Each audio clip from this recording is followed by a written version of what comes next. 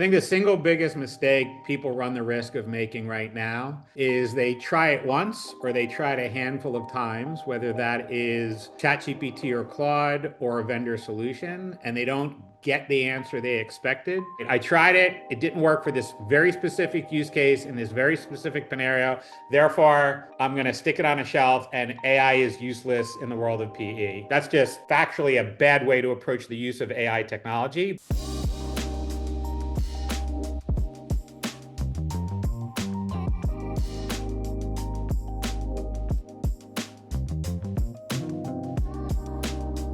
Well, thanks everyone for joining. So today we're going to talk about something that I think that every private equity firm is wrestling with, which is AI. And so we're excited to have Ed Brandman today. He's a former chief information officer of KKR, which is a $700 billion AUM PE firm, one of the largest globally. And Ed managed their technology infrastructure globally. After a brief retirement, Ed is now the founder and CEO of ToltIQ, where he's building enterprise-grade AI designed specifically for private equity teams. So Ed, thanks for being here. And before we dig in, I want to start with a broader question, which is, what is one common misconception about AI that you think could lead these PE firms to make the wrong decisions around implementing AI? Yeah. I think the single biggest mistake people run the risk of making right now is they try it once or they try it a handful of times, whether that is ChatGPT or Claude or a vendor solution, and they don't get the answer they expected, or probably in a worst case scenario, they get a hallucinated answer, although that happens far less frequently now. But regardless, they don't get what they believe is the definition of great. Uh, I think most private equity professionals have a very low tolerance for inaccuracy, and I have a very high expectation of quality. And I recognize that quality of output also can actually lead people to either agree or disagree with the confidence in the underlying information in a presentation. But I think the single biggest mistake that people make is the one and done, right? I tried it, it didn't work for this very specific use case in this very specific scenario. Therefore, I'm going to stick it on a shelf and AI is useless in the world of PE. And in a world where one, that's just factually a bad way to approach the use of AI technology, but two, where the models are continuously improving and the vendor landscape is continuously changing, I think it's just very short-sighted and it leads to this view of, I'll just wait till it gets better. And then you're not leveling up the skill set of your team. And I think that puts you behind the curve of competitors who actually are much more willing to iterate, experiment, and level up their team. Yeah, I think just, broadly speaking, that you say, I guess low tolerance, I say impatience and lack of willingness to iterate has been a driver, honestly, and just, lower adoption of technology across the board, right? Whether it's AI or not. So that's a great answer, but I guess love to maybe just go all the way back, and I'd love to hear about kind of your career story, right? How did you end up as a CIO at one of the largest PE firms? And frankly, like, what does being a CIO at a PE firm even mean, right? Yeah. So I am probably atypical in winding up at a firm like KKR. I'm thrilled that they hired me, but let me give you the backstory on me because you wouldn't look at the beginning of my story and conclude from that he's going to wind up at KKR or in PE generally. So look, I came of age literally during the dawn of the PC. Like I was the only kid on my college floor at Rutgers in 1986 who had a PC. We didn't have Apple Macs back then. So I had a dot matrix printer and an IBM PC with 10 megs of hard drive. And I was the hit of the floor because people could write their papers on my computer, right? Actually, if I was really entrepreneurial, I should have been charging for that. But, I was happy that people just brought by drinks afterwards. So that was good. Hardware as a service model. Yeah, who knew? So I was a hacker as a kid, right? I was a gamer, I was a hacker, I was self-taught in technology. I did take comp sci courses at Rutgers, but I was actually a poli-sci philosophy major. That was why I was interested in politics and debate and everything that comes with that category. And I was very interested in tech itself. So I formed my own little consulting firm. I was initially writing software for the flavor and fragrance industry. Firms like Givaudan and IFF that basically manufacture, flavors and fragrances on behalf of consumer goods companies. And I worked out of Clifton, New Jersey, helping their flavor business create databases of flavors that you would put into different compounds that they were making. And on a hot day in the summertime, you would smell strawberry bubble yum floating across, the skies. So anyway, I was an engineer, like self-taught, and those were the early days of that in the 1990s. I was doing this consulting work, and I got a lucky break. Someone called me up to do some consulting work at JP Morgan. This was right after Glass-Steagall fell, and so I got involved in JP Morgan's securities business, and I was writing software, and I was okay at it, but I wasn't great at it. But I learned a lot. I learned a lot about finance, and I remember the first big project I was working on was supporting the repo desk at JP Morgan. And I learned about repos and reverses and sticking your counterparty on a Friday night to earn interest over the long weekend. And once made a mistake that caused the software to crash. And I thought I was going to lose my job because we were then going to pay the interest over the long weekend. But I had this really interesting career at JP Morgan. I had several investment professionals take me under their wing, teach me the trading business, teach me the operations business. I effectively graduated from being an engineer to being a technology leader. So then I was then running the team that was building out the equity sales and trading technology and capital markets and the syndicate process. And so I learned a lot about the business. I also learned you don't interrupt a trader, at least back in the day, between 9:30 and 4 p.m. You either get in early or you stay late if you want to have a conversation. And those were still the days of people banging phones on screens and very loud trading floors with lots of physical people upstairs and downstairs on the NYSE. I followed one of the senior traders out to Roberts and Stevens.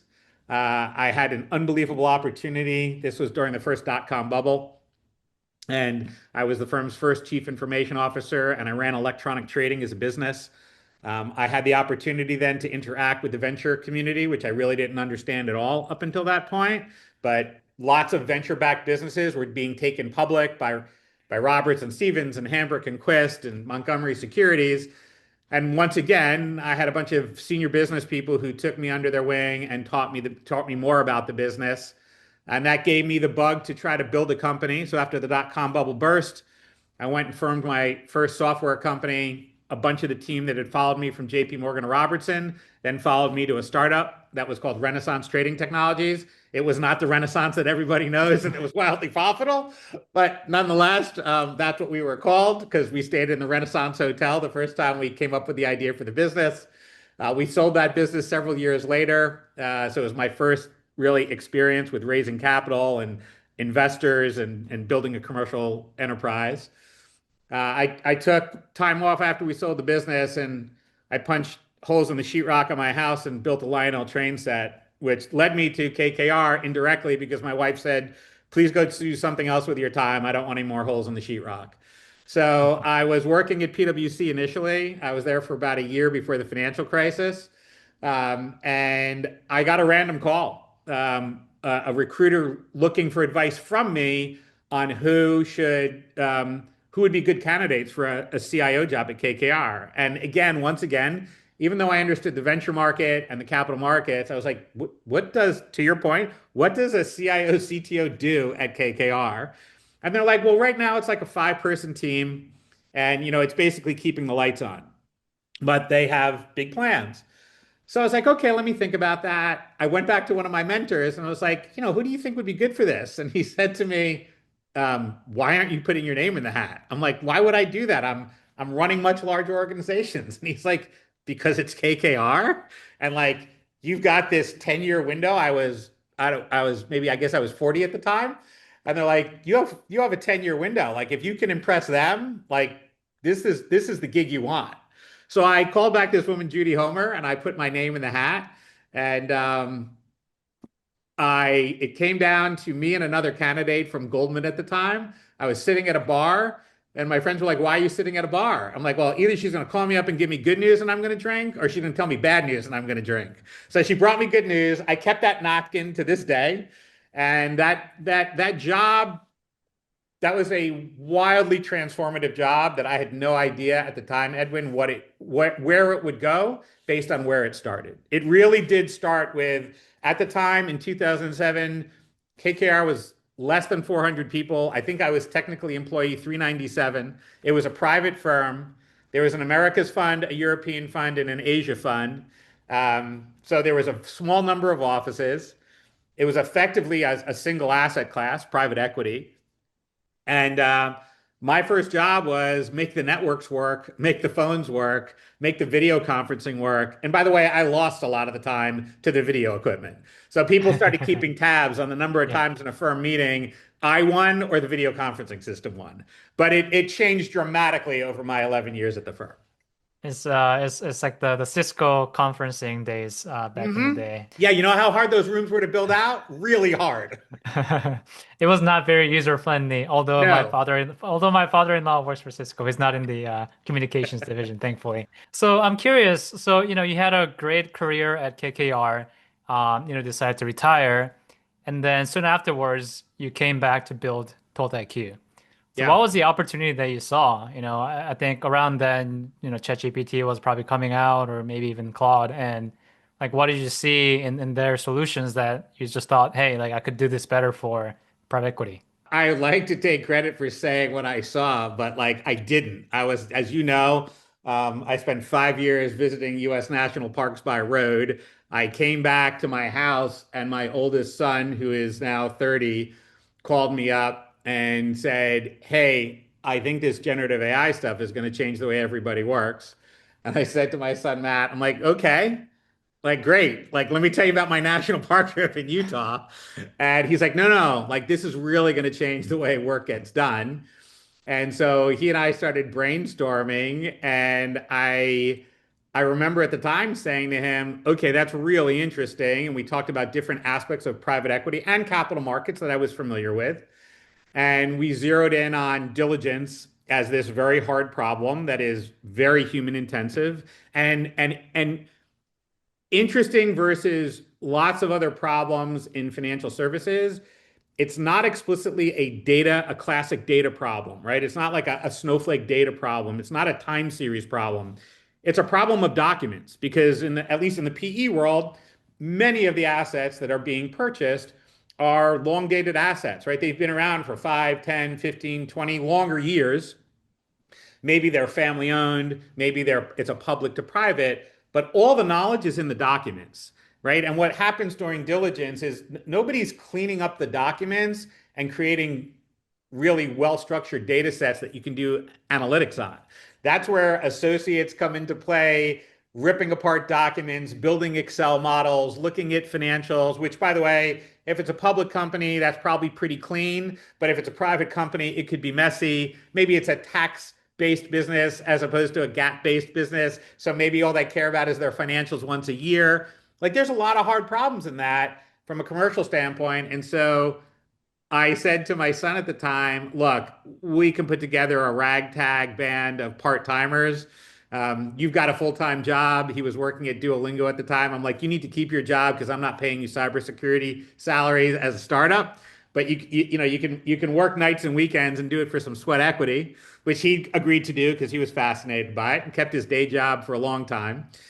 And we wound up zeroing in on the really hard part of document ingestion and document analysis and how you merge that with other things in the context of expert network calls and research and data sets that you might use depending on the industry you're in and regulatory filings. And so it turns out that the document problem was a hard one to solve. At the time, it was just ChatGPT. By the way, it was 3.5 with about 8,000 tokens. And now we talk about 200,000, a million, 2 million tokens. But even all that token count was largely around snippets of information, right? I mean, the challenge in a data room is really, if you think about the scale of data in a data room, it's tens of millions of tokens. right? And the data isn't necessarily cleanly in any one document. So trying to understand how to piece together the story of knowledge is a hard problem to solve. And that's why we embarked on it. And for better or for worse, he convinced me to come out of retirement and start a company together. And so now I'm working with him as my co-founder along with 28 other people. Yeah, well, that's fascinating. And is he with the business full time now? Oh yeah, Yeah. he's deep in now. Like he's engineering. He's heavily involved in our agent architecture. He has infrastructure engineering skills within the AWS environment. He is not just a founder, he is an active engineer. If what I bring to the table is industry knowledge and relationships and knowledge of enough engineering to be dangerous, he actually is dangerous when he's in the engineering world and he's on the innovation side. So it's a fun combo. It's complicated when you work with your child. Um, but I would honestly, it's one of the main reasons I came out of retirement because how often do you in your life, if for any of you in your audience have kids, like the opportunity to work with your kids is, I think, a once in a lifetime event. Yeah, no, that's so true, and that's great. And I think, one of the things that I think about, right? At least, I'm dating myself here a little bit, but when I was kind of pivoting away from private equity, the use of AI was still maybe it was a personal ChatGPT license that you were just expensing to the firm. I think these days there are more corporate licenses, whether it's ChatGPT or Claude. But, the extent of AI usage about a year ago was literally, my associates were just using it to clean up their emails. Like, how do you write a professional email, or how do you write a bullet for investment committee memos? I think that's evolved a lot. But I've always wondered, like, why can't these generalized, AI tools kind of do the work that these institutional PE firms need to do? Like, what are you Yeah. doing differently, I guess? So fundamentally, when you're using ChatGPT Enterprise or Claude Enterprise, you are using the model and its I would refer to it in its native form. You are using what's called a multimodal model. That means it can understand text and it can understand images. It could potentially understand voice and audio. So there's and in some cases even video. But there's a trade-off when you're a multimodal provider. And that trade-off, especially in the consumer world, but sometimes even in the business world, you're making a trade-off between how deeply you can go on document and content versus the speed at which you can interact with the user who's trying to use your technology. Business documents in particular, by the way, not all business documents, but if you think about credit agreements, confidential information memorandums, vendor agreements, purchase and sale legal docs, investor presentations in general, right? Regulatory filings, lawsuits that are involved. There's so much complexity to the way in which the knowledge is organized in documents that models, while they're brilliant, right? They're broadly speaking smarter than most people in many, many different categories. Their ability to understand the relationship between images and text, indentation within a chart or a graph or a table, um, the imagine a bar chart that's like a stacked chart with three different shades of blue in it that you can read really easily as a human being, but maybe a model can't even differentiate because it's shades of blue that it thinks are all blue. Those are subtle things, but you even think about a credit agreement and multiple amendments to that credit agreement, and then new credit agreements that get signed.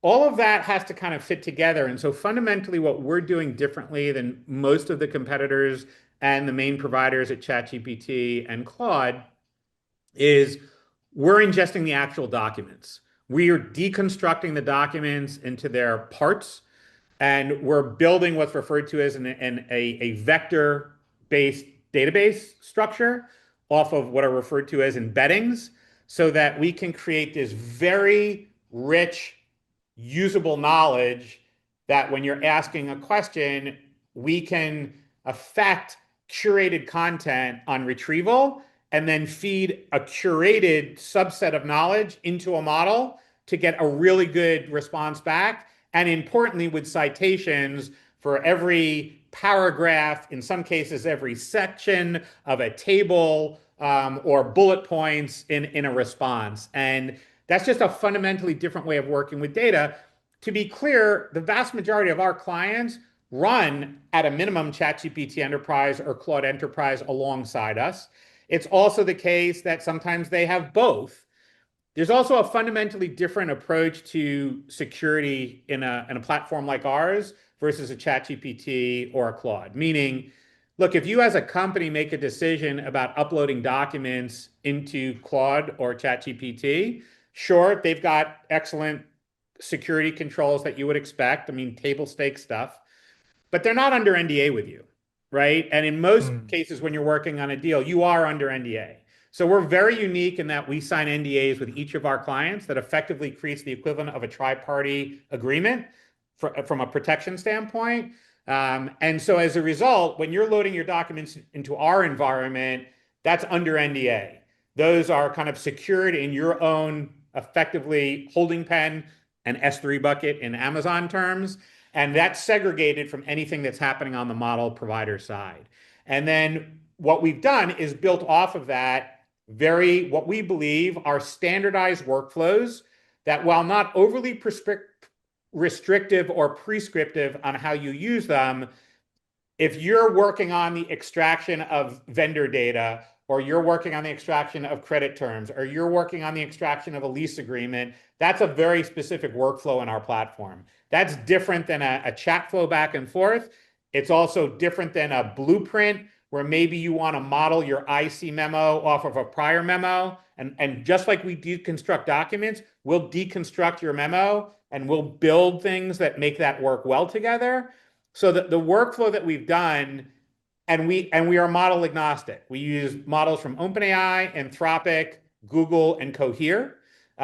Some of the model providers have very unique capabilities for different parts of our software. But also, as AI has become a core part of a lot of PE firms' future state, they have their own AI teams. They're doing their own model testing. We don't want to be restrictive and say you can't use the OpenAI or the Anthropic model because, by the way, it's an arms race, and who the leader is today may not be the leader tomorrow. We've seen that go back and forth probably 3 or 4 times just in the last 18 months alone. Hmm. Yeah, I mean, I think everyone here, I'm sure, is really excited to see the demo of the platform because I think hallucinations and traceability has always been the issue with these kind of general AI platforms. So you're hitting on something that some firms have AI teams and at least technology teams that are trying to implement AI across the board. So from your standpoint, where do you see the most adoption of AI across PE? Like, is it the micro caps? Is it the mid markets? Is it the mega funds? And, how are they approaching it? Is it similar or different across, different So stages? I think mid-market and lower mid-market are taking a very similar approach. I think the large cap, KKR, Blackstone, Carlyle, the top 15 or 20 firms are taking a very different approach. I think the mid-market and the lower mid-market are actually adopting it much faster, perhaps out of necessity, to be honest, because you're handicapped by the number of investment professionals you have on your team, by the number of operating partners you may have. You don't have the same scale, nor do you necessarily have the balance sheet to invest in internal things that a GP could leverage your technology for. The larger firms seem to be on a trajectory of trying to build a lot themselves. That'll be very interesting to see how that progresses as things like Claude Code wind up in the hand of non-engineers, but also things like co-work and just pure AI engineering teams that, are going to use the AI model similar to the way I'm using the models myself. But that's also resulted in a slower uptick and adoption. I think it's also the case that at the large end of the market, when you're writing really large checks, when you think about what goes into the sourcing process and the diligence process, you often have just a different set of challenges, right? In terms of the scale of work you're trying to get done and how that work gets divided up. I think what a tool like ours does, especially for mid-market and lower mid-market, is it democratizes the ability to do in-depth diligence and accelerate the time in which you can do it in. Now, that doesn't mean that doesn't also work for larger firms, but you get a lot of bang for your buck if you've got a 15 or a 20 or a 50 or even a 100-person investment team versus thousands. And you've got dry powder, you're looking to deploy it, and you're getting a lot of opportunities that you're looking at. Like, how do you make the best use of the resources you have? Can you get a 2 to 3x multiplier out of your team without them working till 3 o'clock in the morning and being exhausted, which they probably are to begin with? So we probably shouldn't make that any worse and hopefully make it a bit better. And so I think that in terms of the initial opportunity set, what I think is really interesting about the state of AI right now, and it'll probably change over the next 24 months, but right now, the biggest bang for the buck is on activities in a firm that are much more document intensive than data intensive. And what I mean by that is, the finance team, the compliance team, in the credit world, your risk management team, your asset management function, that's very data intensive, right? You've got tools like Snowflake and data warehouses and Databricks and all sorts of other tools where your structured data lives. That actually has turned out to be a much harder problem to crack. And the main reason is documents have something that data doesn't. Documents have context, right? There is a Mm-hmm. story to be told in looking at a SIM or looking at a regulatory filing or looking at an investor presentation as opposed to just their regulatory filings, right? The story is in the chart itself, right? What's on the X and the Y axis and what's the overlay and what are the three paragraphs surrounding that chart or graph, right? And so you start putting that all together, and that is a much more powerful sets of information and knowledge that you can feed into a language model versus pure data. Data without context is very hard for a model to understand. Like, what was the meaning of that field ABC underscore 254 underscore White Castle, right? Like, who knows why somebody named the database a name, the field a name, the index a name? There's much less lack of information problem when you're dealing with documents because there's so much you can derive from everything that's there. And so that is a fundamentally different value to an investment team as opposed to an operations team that also, by the way, the operations side of your house is the most deterministic thing there is, right? Like, Right. you Mm-hmm. can't afford to get the carry calc wrong. You can't afford to get the IRR wrong, right? These are benchmark things that you're using, you're sharing in the public, you're sharing with LPs. These are the books and records of your firm. By the way, the tech will dramatically help that over time. But on the closer front end of the business, from sourcing all the way through closing, that is a document-driven problem with data that augments it, but isn't the principal source of knowledge. It's interesting because you mentioned the documents provide context, which I think uh, ties a little bit to judgment. And I'm curious, and we were having a conversation about this before we got started, which is how will AI fundamentally impact kind of labor force in the ecosystem? Before I ask any specific questions, I'm just kind of curious to get your take broadly. So I think, and I've said this before, so I don't mind saying it on your show, I broadly think by the end of 2027, we are in a much more complicated workforce world in terms of what do we need people to do, right? What is the value of the person sitting in the seat? you know, I remember throughout my entire career, you had people in seats doing things that, while maybe not super high value, were essential, right? Whether that's booking accounting entities or reviewing a legal doc or, double checking the data for some report that's being generated or someone whose job it is to produce presentations in a standardized format. I think what has happened already is, if 2025 was an experimentation year, to your point, 2026 is rapidly becoming a year where people are using this in real world scenarios to solve real world problems, whether it's diligence or sourcing or closing or marketing or sales. I mean, we use these tools inside running our own business, right? I'm a 30-person firm. I will probably never be more than 50 people because the AI agent capabilities for my sales team, my marketing, my engineers is giving me a 2 to 3x or more leverage off of those resources. And so I think the role of, if you even think about what does a Claude for Excel plugin do? You think about all the modeling that you spend your time engineering and re-engineering and, building out that customer cube 17 different ways. What if you may do initial work to do that, but now you're able to use AI to iterate on it, to get that better output, which, by the way, isn't just the raw data. It'll have the formulas in the cells. It'll deal with circular, references and resolve them, which I'm sure anybody who's ever dealt with Excel on this call, like, will laugh at. But like, those are the things that were tripping up models just 6 months ago.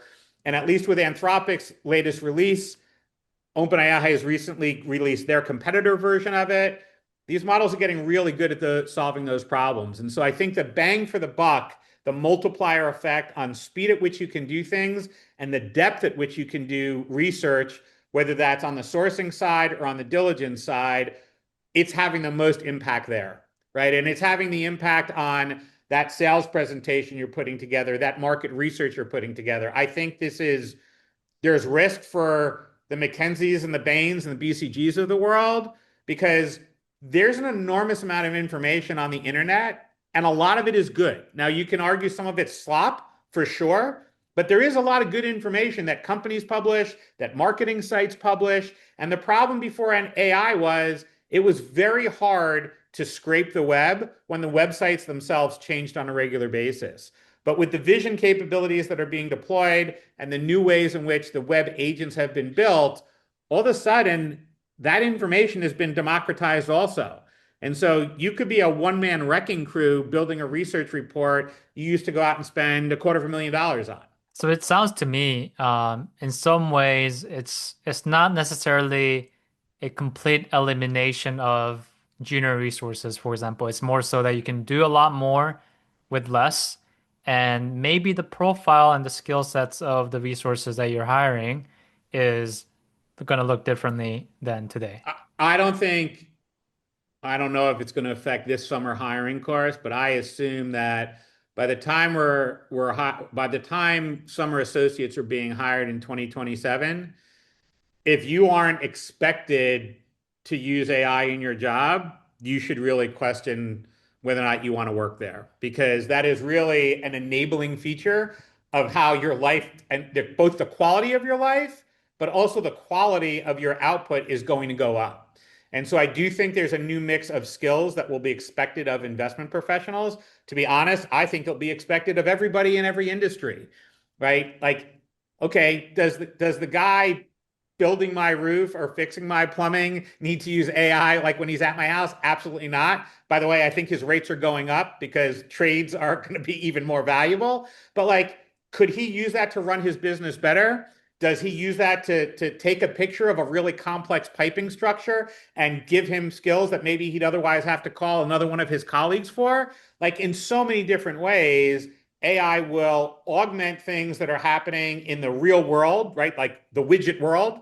And then in the information world that finance lives in, right? We're all just knowledge brokers at the end of the day, right? We're not building widgets, right? Mm. We are either using our knowledge to create, we're using our knowledge for a competitive advantage, we're using our knowledge to negotiate.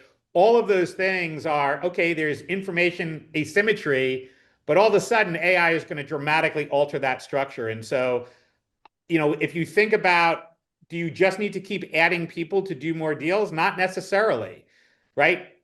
Could your associates and principals be able to do more? Yes. Do I think you want human in the loop review? Absolutely. Do I think it's going to get weird what human in the loop review looks like? Yes, because people are going to get more and more confident in the output over time.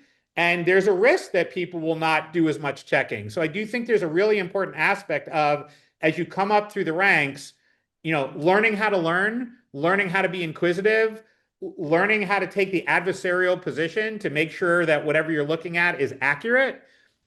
These are going to be really core skills.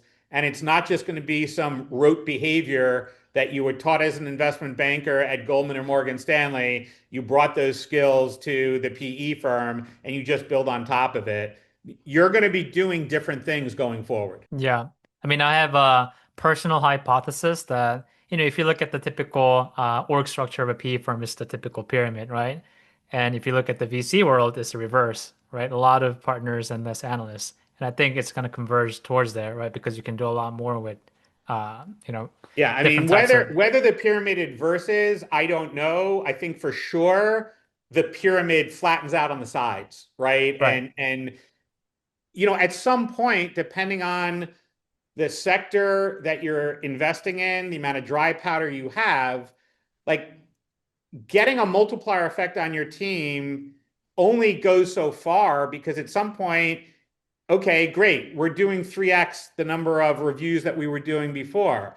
But if the universe of companies is not 30,000, but 5,000, and now you can get to 5,000, you're going to have to come up with other things for your team to focus on to add value, right? Is that more operating partner capabilities? Is that more engagement with the portfolio company, whether you're a minority or majority investor? Is that going deeper on certain macroeconomic or industry specific issues? I don't know, but I think what we will get to by the end of 27 is additional capacity for people's brains to focus on new things. I'm curious. So I think we both see a lot from the GP side, right? Just in our network. I'm curious if you hear anything from the LPs community. Is AI an imperative now from the standpoint of LPs, or are they still kind of trying to say, hey, is this something that's applicable or not for the private equity industry? Like, what is their stance on it, at least Yeah, so today? I've been to multiple AGMs and spoken at them, so I have that perspective of LPs. I think that LPs are already baking into the good ones, are already baking into their diligence process when they're thinking about a new fund investment. How is AI used by the GP? And it's not, I think the challenge is everybody wants to weave AI into every conversation. Of course, we use that. Yeah, we've deployed ChatGPT Enterprise. Well, okay, but how are you using it? What role is it playing in your sourcing analysis? How are you using this in diligence? What is this accelerating? What can't it do for you that human beings still need to mostly own? And so I do think this is the questions I think are reasonably pervasive broadly.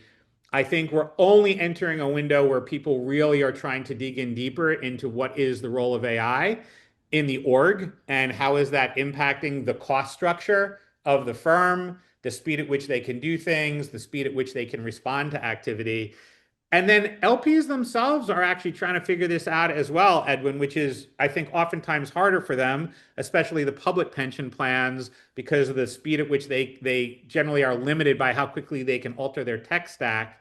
But you think about a large LP dealing with 15, 20 GPs and multiple versions of PDFs that have, the quarterly and the annual reports coupled with a bunch of Excel files that are the cash flows on the deals, with everybody reporting it slightly differently, maybe breaking out the tax implications or not. It, like they have a big document problem too. They often hire consultants to try to be the aggregators of knowledge and problem solving. But I think AI impacts the way they do diligence going forward as well. I mean, I would expect a world not too far from now when the diligence room opens up for the new fund you're raising, the LP and their advisors are using AI to analyze that information. And so you need to be thinking about that. Sounds like Hamilton Lane's business is about to be disrupted, which is, about due time. I guess I think everyone, on this call, and frankly, just my peers in the private equity community, does have a lot of anxiety around like AI, and many of us are not, technologists. I would say we're the late adopters generally of technology, and frankly, we don't know where to start. Right? How can we be ahead of the curve? Do you have any advice for that? Yeah, I do. Because it's honestly how I started. And my advice is you're all making enough money in private equity that you can afford a 20 or even a $200 a month license for either ChatGPT or Claude. Get one, you don't need both. Um, and start experimenting with it outside of work. right? Like you follow a public company, download an investor presentation from the last 2 years and try to assess what's changed. Look at some earnings transcripts of public companies. Pull down some research reports of something that is a hobby of yours. Or you're a gamer and you play Dungeons and Dragons, which actually have really complex documents related to how the game gets played. Like, what can you learn from that? What can you analyze, right? You should be trying to use this in your personal life. You should take a picture of the food on your plate and see how well it identifies the food, right? Take a picture of some image in a museum and what can it teach you about that to help you learn how vision works in these models.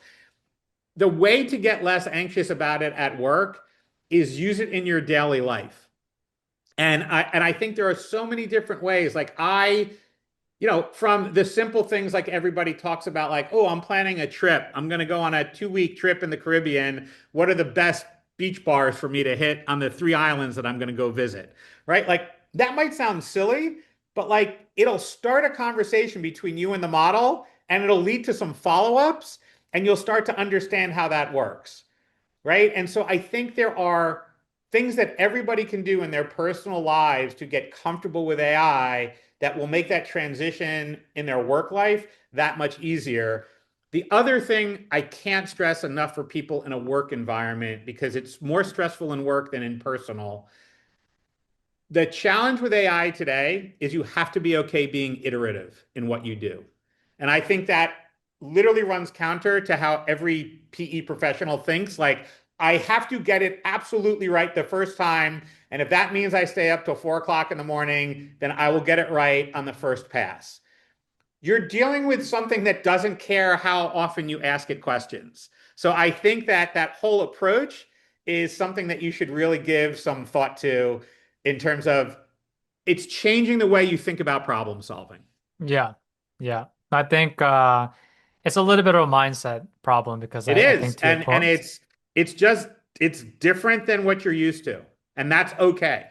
Great. This has been a really fun conversation. I've got a couple kind of last rapid fire questions. First question is a book, podcast, or resource that you recommend to PE investors and operators. Follow Ethan Mullock out of UPenn.